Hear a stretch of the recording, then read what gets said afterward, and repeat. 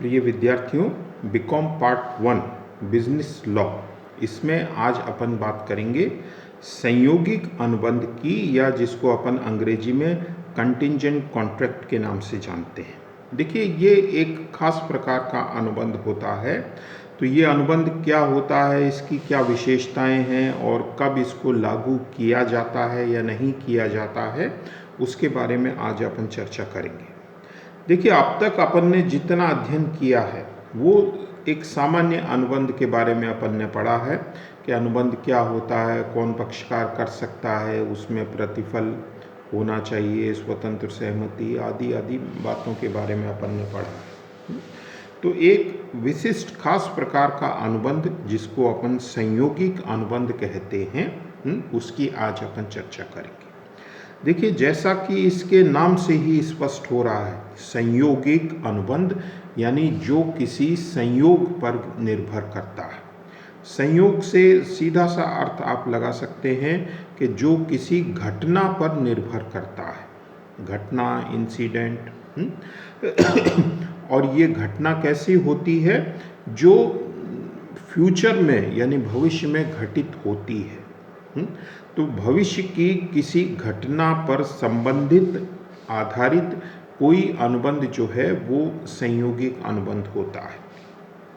यदि contract act में आप इसकी डेफिनेशन की बात करें तो कॉन्ट्रैक्ट एक्ट ये कहता है कि संयोगिक अनुबंध एक ऐसा अनुबंध है जो किसी कार्य को करने या न करने के ऐसी अवस्था पर निर्भर है जो किसी घटना पर आधारित हो और घटना अनुबंध का भाग नहीं होती है, बल्कि अनुबंध के समपार्श्विक होती है, कोलैटरल होती है। यानी भविष्य की किसी घटना पर आधारित अनुबंध, और उस घटना के आधार पर हम ये तय करते हैं कि अनुबंध का निष्पादन होगा या नहीं होगा, यानी अनुबंध पूरा होगा या नहीं होगा। और घटना जो है वो अनुबंध का भाग नहीं है, अनुबंध का हिस्सा नहीं है, अनुबंध से पृथक है, अनुबंध से अलग है, तो उसको हम संयोगिक अनुबंध कहते हैं। देखिए, इसको जैसे आप एक उदाहरण से समझिए कि उदाहरण के तौर पर ए और बी दो पक्षकार हैं, दोनों ने आपस में अनुबंध किया कि ए बी को 10,000 रुपये देगा, लेकिन कब, यदि बी के मकान में आग लगेगी तो देखिए, यहाँ ए और बी के बीच में ये जो अनुबंध हो रहा है कि ए बी को 10,000 रुपये देने की बात कह रहा है, ये किस पर निर्भर है, ये इस बात पर निर्भर है कि बी के मकान में आग लगेगी तो ये जो अनुबंध है ये एक संयोगिक अनुबंध है। यानी इस अनुबंध का निष्पादन, यानी ये अनुबंध पूरा होगा या नहीं होगा, ये इस बात पर निर्भर कर रहा है कि बी के मकान में आग लगती है या नहीं लगती है। अगर आग लगेगी तो ए 10,000 रुपये देगा, और अगर आग नहीं लगती है तो ए इस राशि का भुगतान नहीं करेगा। तो इसी तरह से जितने भी संयोगिक अनुबंध होते हैं वो इसी तरह से किसी न किसी घटना पर आधारित हैं, घटना पर निर्भर हैं, तो उसे ही हम कंटिंजेंट कॉन्ट्रैक्ट के नाम से जानते हैं। अब यदि आप कंटिंजेंट कॉन्ट्रैक्ट की विशेषताओं की बात करें, इसकी कैरेक्टरिस्टिक्स की बात करें, तो देखिए इसकी बहुत सामान्य सी विशेषताएं हैं कि ये अनुबंध जो है वो किसी घटना पर आधारित होता है। तो पहली इसके अर्थ में भी अपन ने इस बात को देखा है कि जितने भी संयोगिक अनुबंध होंगे वो निश्चित तौर पर किसी न किसी संयोग पर, घटना पर, इंसिडेंट पर निर्भर करते हैं। दूसरी बात कि घटना का स्वभाव जो है, उसकी नेचर जो है वो अनिश्चित होती है, अनसर्टेन होती है। अनिश्चित से मतलब ये है कि उसमें देखिए दोनों पॉसिबिलिटीज़ हैं, दोनों संभावनाएं हैं कि घटना घटित भी हो सकती है और घटित न भी हो। यानी जिस घटना के घटित होने की 100% पूरी बात है कि घटना घटित होगी ही होगी, तो वो कोई संयोग नहीं है। संयोग भी अपन किसको मानते हैं कि जो हो भी सकता है और नहीं भी हो, वही संयोग है। तो घटना घटित होना या न होना दोनों की संभावनाएं हैं। जैसे अभी अपन ने उदाहरण में देखा कि मकान में आग लगना। अब संभव है कि मकान में आग लग जाए और ये भी बहुत संभावना है कि मकान में आग न लगे। तो घटना जो है वो संयोग होना चाहिए, दूसरी बात। तीसरी बात कि घटना पर किसी पक्षकार का नियंत्रण नहीं हो, यानी मैं चाहूं तो घटना घटित हो जाए और मैं नहीं चाहूं तो घटना घटित नहीं हो, ये नहीं हो सकता है। यानी घटना का घटित होना या न होना पक्षकार की इच्छा या पक्षकार के वश या पक्षकार के नियंत्रण में नहीं होना चाहिए। क्योंकि अगर मान लीजिए आपके नियंत्रण में है कोई बात, तो फिर वो घटना या संयोग कहाँ रहा। संयोग तो वही है कि जो अचानक हो जाए। संयोग वही है जिस पर आपका नियंत्रण नहीं है, आपका वश नहीं है। और लास्ट इसकी विशेषता ये होती है कि ये जो घटना जिसका अपन जिक्र कर रहे हैं, ये अनुबंध का पार्ट नहीं है, अनुबंध का हिस्सा नहीं है, अनुबंध से अलग है। अलग है तो इसको अपन टेक्निकल भाषा में कहते हैं समपार्श्विक है, कोलेक्ट्रल है। इसका मतलब ये है कि अनुबंध के समानांतर है, उसके पैरेलल है, अनुबंध का भाग नहीं है। देखिए अभी उदाहरण में अपन ने देखा तो अनुबंध तो क्या है कि ए बी को 10,000 रुपये देगा, ये तो अनुबंध है।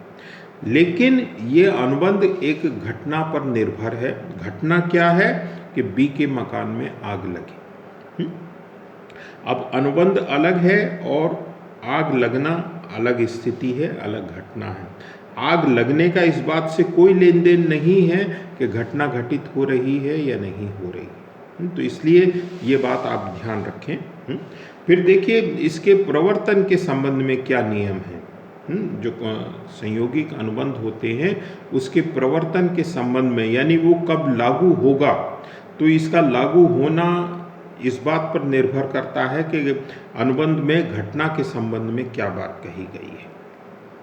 जैसे कुछ संयोगिक अनुबंध ऐसे होते हैं जिसमें ये कहा जाता है कि घटना के घटित होने पर ही उसका प्रवर्तन होगा। तो उसका प्रवर्तन यानी अनुबंध लागू जब ही होगा जब वो घटना घटित हो जाए। जैसे उदाहरण के तौर पर ए जो है वो बी से कहता है कि मैं अपनी कार आपको 1,00,000 रुपए में बेच दूंगा, लेकिन ये इस बात पर निर्भर करता है कि सी कार खरीदने से मना कर दे तो देखिए ए और बी के बीच में ये जो अनुबंध हो रहा है कि ए अपनी कार बी को 1,00,000 रुपए में बेच देगा, लेकिन ये किस बात पर निर्भर कर रहा है, ये इस बात पर निर्भर कर रहा है कि सी जो है वो कार खरीदने से मना कर दे तो यहाँ अनुबंध जो है एक निश्चित घटना के घटित होने पर निर्भर कर रहा है। तो अगर ये घटना घटित हो जाएगी यानी सी मना कर देगा तो ए अपनी कार बी को बेच देगा। तो ये अनुबंध जो है किसी घटना के घटित होने पर निर्भर करता है। तो इसका प्रवर्तन कब होगा, जब ये घटना घटित हो जाएगी, यानी जब सी मना कर देगा। जब तक सी जवाब नहीं देता है, कोई उत्तर नहीं देता है, ए बी को अपनी कार नहीं बेच सकता है। इसी तरह से कुछ संयोगिक अनुबंध इस प्रकार के भी हो सकते हैं कि जिसमें ये बात कही गई हो कि एक निश्चित घटना घटित न होने पर उसका प्रवर्तन, यानी एक निश्चित घटना घटित नहीं होगी उसी समय उसका प्रवर्तन होगा। जैसे मान लीजिए उदाहरण के तौर पर x जो है वो y से कहता है कि मैं आपको 50,000 रुपये दूंगा, लेकिन कब कि जब P नाम का एक शिप, एक जहाज वापस नहीं आए। देखिए x y को 50,000 रुपये देने की बात कह रहा है, लेकिन कब कि जब P नाम का शिप, जहाज जो है वापस नहीं आए। यानी जहाज मान लीजिए डूब जाता है, तो डूबने का मतलब क्या हुआ कि अब उसके वापस आने की संभावना जो है वो पूरी तरह से समाप्त हो गई है। अब वो जहाज वापस नहीं आ सकता है। तो अब एक्स और वाई के बीच में ये जो अनुबंध हुआ है इसका प्रवर्तन हो जाएगा, ये अनुबंध लागू हो जाएगा, यानी एक्स को वाई को 50,000 रुपये देने होंगे। तो जब कोई संयोगिक अनुबंध किसी घटना के घटित न होने पर निर्भर करता है तो उसका प्रवर्तन जब ही होता है जब वो घटना घटित न हो या उसके घटित होने की संभावना पूरी तरह से समाप्त हो जाए। जहाज का डूब जाना इस बात का संकेत है, इस बात का सूचक है कि अब उसके घटित होने की संभावना समाप्त हो चुकी है। फिर देखिए, इन घटना के साथ यदि आप टाइम फैक्टर और जोड़ देते हैं तो भी प्रवर्तन के संबंध में एक दो नियम हो सकते हैं। जैसे एक निश्चित घटना निश्चित समय में घटित होने पर प्रवर्तन, यानी घटना भी है और निश्चित समय भी है। जैसे वही मकान में आग लगने का उदाहरण आप देखें, ए बी से कहता है कि मैं आपको 50,000 रुपये दूंगा यदि आपके मकान में 1 वर्ष के भीतर भीतर आग लगती है। यानी हमने इसमें समय का तत्व और जोड़ दिया कि यदि 1 वर्ष के भीतर भीतर आग लगती है तो ए बी को 50,000 रुपये देगा। यानी अगर 1 वर्ष में 1 साल के दौरान 1 वर्ष के भीतर आग लग गई जब तो इसका प्रवर्तन होगा।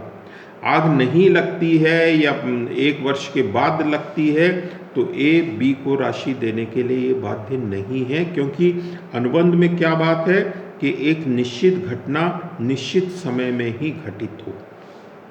तो जितने भी इंश्योरेंस के अनुबंध होते हैं, इंश्योरेंस के अनुबंध इसी प्रकार के होते हैं। इंश्योरेंस जो है वो संयोगिक अनुबंध का एक बहुत अच्छा उदाहरण है, क्योंकि वहाँ भी देखिए घटना के घटित होने पर एक पक्षकार दूसरे पक्षकार को राशि देने की बात कहता है। मकान में अगर 1 वर्ष के भीतर आग लगेगी तो इंश्योरेंस कंपनी आपको पेमेंट करेगी। इसी तरह से कुछ संयोगिक अनुबंध जो है वो एक निश्चित घटना के निश्चित समय में घटित न होने पर निर्भर करते हैं। यानी एक घटना एक निश्चित समय में घटित न हो तो ही उसका प्रवर्तन होगा। जैसे उदाहरण के तौर पर ए बी से कहता है कि अगर पी नाम का जहाज 1 वर्ष के भीतर नहीं आएगा तो मैं आपको 20,000 रुपये दूंगा। तो देखिए ए बी से क्या कह रहा है कि पी नाम का जहाज 1 वर्ष के भीतर न आए। इसका मतलब क्या हुआ कि 1 वर्ष के बाद आता है तो उससे हमारा कोई लेन देन नहीं है। हमको सिर्फ ये देखना है कि वो 1 वर्ष के भीतर भीतर वापस नहीं आना चाहिए। वो 1 वर्ष से पहले ही मान लीजिए डूब जाता है, उसके आने की संभावना खत्म हो जाती है तो अनुबंध का प्रवर्तन हो जाएगा। 1 वर्ष बीत गया और जहाज नहीं आया, अनुबंध का प्रवर्तन हो जाएगा। अब 1 वर्ष के बाद वो आता है नहीं आता है, उससे हमारा कोई लेन देन नहीं होता है। तो ये संयोगिक अनुबंध के प्रवर्तन के संबंध में 4 नियम जो है वो होते हैं। अब देखिए संयोगिक अनुबंध को यदि आप इससे कंपेयर करें कि क्या ये जुआ है, क्या स्पेक्यूलेशन है क्या, तो जुआ नहीं है ये जुए में भी हालांकि एक घटना है, घटना के घटित होने पर एक पक्षकार की जीत होती है, दूसरे पक्षकार की हार होती है, ये बात ठीक है। लेकिन संयोगिक अनुबंध में जो हार जीत वाला कोई कंसेप्ट नहीं है। जो घटना है वो पक्षकार से संबंधित होती है, यानी पक्षकार का उस घटना में हित है, लेकिन जुए में पक्षकार का कोई हित नहीं होता है। तो इसलिए संयोगिक अनुबंध को हम कानूनी दृष्टि से वैध की श्रेणी में रखते हैं, लीगल की श्रेणी में रखते हैं, और जो जुए का अनुबंध है इसको हम व्यर्थ यानी वॉइड की श्रेणी में रखते हैं। तो ये संयोगिक अनुबंध का एक थोड़ा सा अध्ययन अपन ने किया।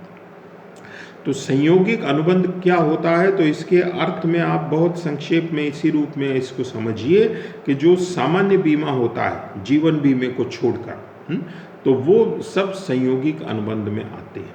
फसल की चोरी हो गई तो इंश्योरेंस कंपनी पैसा देगी, वाहन का एक्सीडेंट हो गया तो इंश्योरेंस कंपनी पैसा देगी, मकान में आग लग गई तो इंश्योरेंस कंपनी पैसा देगी। तो ये सारी जो चीज़ें हैं सामान्य बीमे की, तो इसमें देखिए आप सब अनुबंध जो है एक घटना पर आधारित है, निर्भर है। तो ऐसा अनुबंध जो किसी घटना विशेष से जुड़ा हुआ है वो संयोगिक अनुबंध कहलाता है।